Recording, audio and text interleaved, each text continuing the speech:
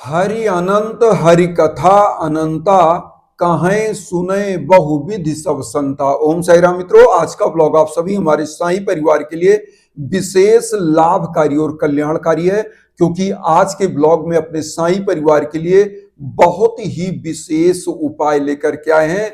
जब आपके घर में धन आगमन का स्रोत बंद हो गया हो, या बिजनेस व्यापार में लगातार घाटा लग रहा हो, या घर परिवार कर्ज के बोझ के नीचे एकदम से दब सा गया हो, जब घर की आर्थिक स्थिति एकदम डैमेज चल रही हो, अर्थात धन के अभाव में आपका कोई कार्य संपादित ना हो पा रहा हो, ऐसे समयों में साईनाथ का एक छोटा सा उपाय इतना धन लाएगा आपके घर में कि आप संभाल नहीं पाओगे।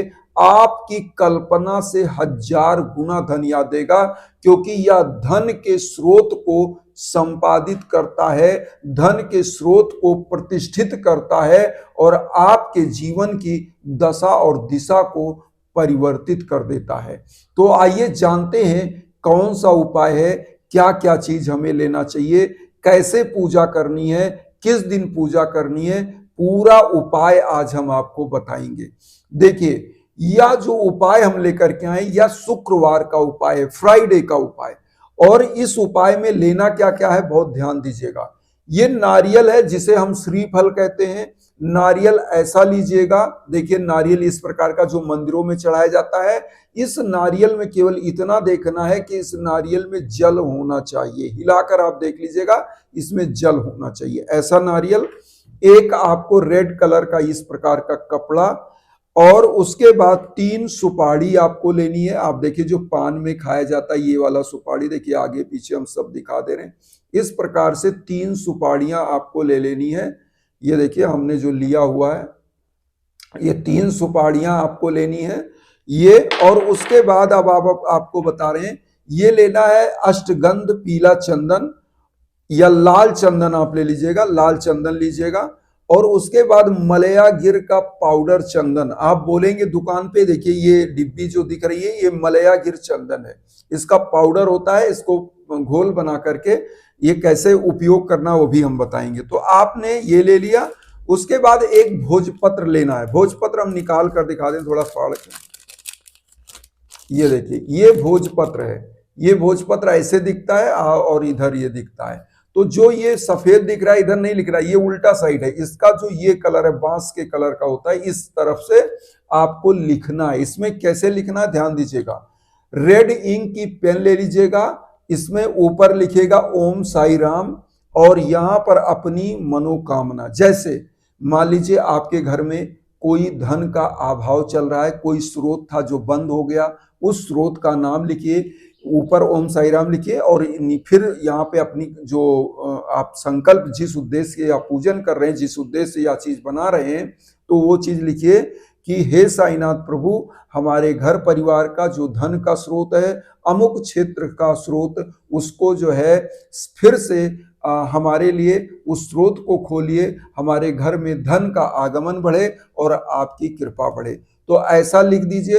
अगर आपके युवा बच्चे बच्चियां जो तैयारी कर रहे हैं, मान लीजिए जॉब की तैयारी कर रहे हैं और कंपटीशन इत्यादि की तैयारी कर रहे हैं, और जो ये तैयारी करते हैं भाई नौकरी मिलेगी तो किस लिए, धन के लिए ही कर रहे हैं, तो वो भी लिखिए कि प्रभु हमारे अमुक बेटे का जो उसका नाम हो, उस नाम को लिखिए कि प्रभु हमारे अमुक बेटे को जल्दी से जल्दी आप रोजगार प्रदान करें और अपनी कृपा हमारे घर परिवार पर सदैव बनाएं।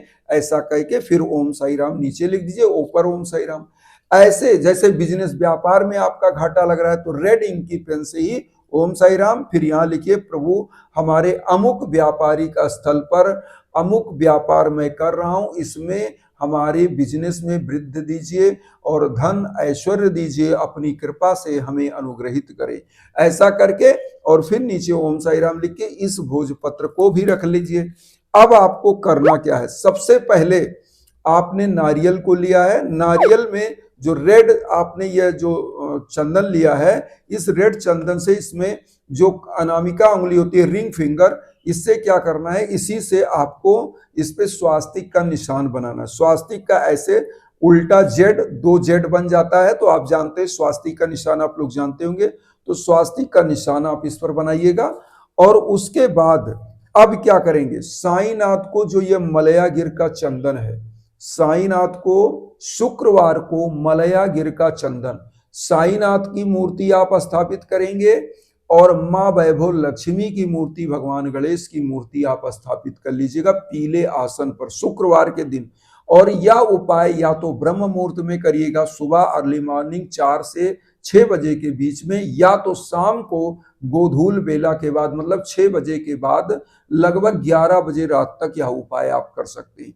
तो अब यहाँ पर आपने जैसे जैसे किया मैंने बता दिया, तो आपको करना क्या है, इस मलयागिर चंदन से बाबा को चंदन करिएगा, वही चंदन स्वयं करिएगा, और पीला पुष्प या लाल पुष्प आप बाबा के श्री चरणों में, सबसे पहले साईनाथ के श्री चरणों में, क्योंकि साईं गुरु हैं और सदगुरु भगवान से भी बड़ा माना जाता है। लिखा गया हरि रूठे गुरु ठोर है, गुरु रूठे नहीं ठोर। तो सबसे गुरु का सबसे पहले आराधना आवाहन, उसके बाद जो है भगवान श्री गणेश भगवान जो प्रथम पूज्य माने जाते हैं, तो गणेश भगवान के सम्मुख ओम गंग गणपतये नमः मंत्र का 21 बार बोल करके और पुष्प अर्पित कर दीजिएगा, पीला पुष्प या लाल पुष्प। लक्ष्मी जी को यह दोनों प्रिय है। अब इतना चीज अर्पित कर दीजिए, फिर उसके बाद मां वैभव लक्ष्मी के सम्मुख आपको क्या करना है, ओम महालक्ष्मये नमः कहते हुए 21 बार पुष्प अर्पित कर दीजिए। अब आपको करना क्या है, सबसे पहले देखिए जो यह नारियल हमने आपको दिखाया ना, इसी प्रकार का उपाय हमने करके रखा हुआ है। हमारे एक ऐसे ही प्रिय भक्त हैं जिनके लिए हमने उपाय किया हुआ है, और जो साईनाथ के बहुत ही अनन्य भक्त हैं, उनके लिए हमने उपाय किया हुआ है। तो आप ये देखिए, ऐसे ही रेड कपड़े में आप, जैसे हमने बताया स्वास्तिक का निशान, और जो आपने ये भोजपत्र में अपनी मनोकामना लिखी उसको इसमें बांध देंगे। और जो ये सुपारी आपने 3 ली हुई है ना, ये हमने आपको दिखाया सुपारी, ये तीनों सुपारियां इसी में कपड़े में बांध देंगे सब डाल करके। अब यहां पर क्या करेंगे, एक मंत्र का जप, जैसे आपने धूप दीप जला दिया, घी का दीप जलाना है, आप ध्यान दीजिएगा, धूप बत्ती जलाना है, लोटे का जल चारों तरफ छिड़किए। अब जो धूप दीप जलाया है उसी के सम्मुख, बाबा के सम्मुख बैठ के, मां वैभव लक्ष्मी के सम्मुख बैठ के एक मंत्र का आप जप करेंगे।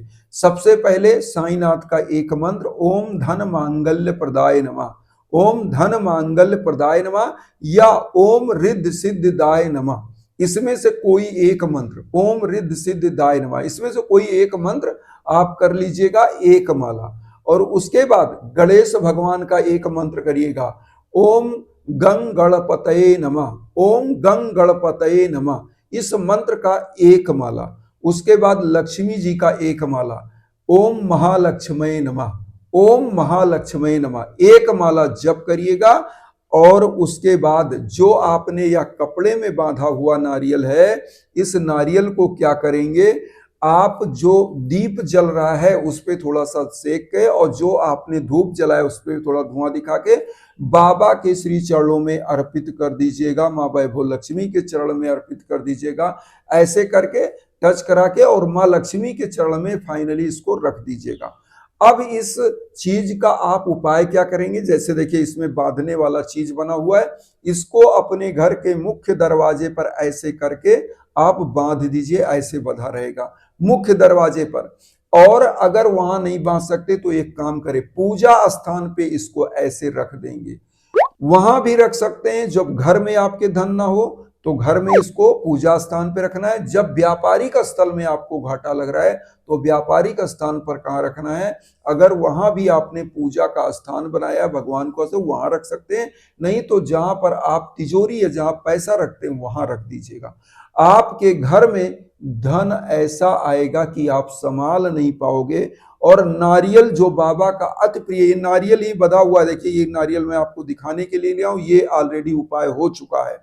तो इस नारियल को क्या है, नारियल को श्रीफल बोलते हैं, श्री मतलब लक्ष्मी, और लक्ष्मी का प्रिय फल। और आपने देखा होगा कि पूजा पाठ में बिना नारियल के कलश पर स्थापना के कोई पूजा संभव नहीं होता। तो यह नारियल श्रीफल है, माँ लक्ष्मी का प्रतीक है। और साईनाथ को भी अति प्रिय है नारियल। एक कहानी आती है नारियल से संबंधित, जो कि साईं सच्चित में आपने पढ़ा भी होगा। तो बाबा को भी नारियल अति प्रिय था, तो यह नारियल बाबा को भी प्रिय है। और नारियल के अंदर जब जल होता है तो वह वरुण देवता का प्रतीक माना जाता है। जैसे आप हिलाएंगे ना तो इसके अंदर जल होता है, जल हिलेगा आपको आवाज सुनाई देगा। तो ये जल जो है वरुण देवता का प्रतिनिधित्व करता है। और जहां वरुण देवता होते हैं वहां धन धान्य से वह परिपूर्ण करते हैं उस घर को। साईनाथ ने जैसा कि कहा ही हुआ है कि जो भक्त अनन्य भाव से मेरे चरण में बैठकर मेरा ध्यान करके आप कोई भी चीज मांगता है, उसके घर में अन्न धन वस्त्र की मैं कभी कमी नहीं होने देता। तो इसलिए सच्ची श्रद्धा और सबरी के साथ बाबा का पूजन करिए। और कोई भी पूजन करने के बाद आप एक काम जरूर करें, कुछ गरीब दीन दुखियों को भोजन कराएं, वस्त्र दान कर सके तो वस्त्र दान करें, फल दान करें, कुछ ना कुछ तो अपने कमाई का दशांश का कुछ ना कुछ तो दान ही करना चाहिए। और बाबा स्वयं आप लोग जानते होंगे 4 से 5 घर भिक्षाटन करते थे, जो मांग कर लाते थे खिचड़ी बना करके लोगों गरीबों दिन दुखियों में खिला दिया करते थे, जीव जंतुओं को खिलाया करते थे। तो यह चीज अगर करेंगे तो बाबा अति प्रसन्न होंगे। अब यहाँ पर एक चीज आप लोगों से और कहेंगे, अगर आपके भी घर में किसी भी प्रकार का भीषण बाधा चल रहा है, तंत्र मंत्र की बाधा चल रही है, धन का अभाव चल रहा है, या बच्चे हैं जो बीमार हैं, बच्चे हैं जिनकी शादी ब्याह में दिक्कत चल रही है, संतान प्राप्ति में दिक्कत चल रही है, या नौकरी बिजनेस व्यापार में दिक्कत चल रही है, तो उसके लिए यज्ञ याचन हवन पूजन जरूर कराइए उनके नाम गोत्र पर संकल्प करा करके। और जब उनके नाम गोत्र पर संकल्प होकर यज्ञ याचन हवन होता है, मंत्रों का जप होके, तो वह विश्व के किसी कोने में हो उनका कल्याण होता ही होता है। इन्हीं भावनाओं के साथ एक चीज और कहेंगे कि आप लोगों को कहीं भटकना नहीं है। हम इसीलिए व्हाट्सएप का नंबर दे रहे हैं, इंस्टाग्राम का लिंक दे रहे हैं। किसी भी प्लेटफॉर्म पर आप हो, निसंकोच कॉल करिए, मैसेज करिए। अगर आप चाहते हैं कि आपके नाम गोत्र पर भी संकल्प होकर यज्ञ याचन हवन हो, तो बहुत ही जल्द आपके भी नाम गोत्र पर संकल्प होकर के मंत्रों का जप होकर हवन होगा और आपका भी कल्याण होगा। इन्हीं भावनाओं के साथ एक चीज और कहेंगे कि आप सभी लोग चैनल को सब्सक्राइब करके हमें भी अपना परिवार बनाइए। उन बंधु बांधवों तक वीडियो को जरूर शेयर करिए जो किन्हीं कारणों से कष्ट में, दुख में। इसी भावना के साथ ओम साई राम।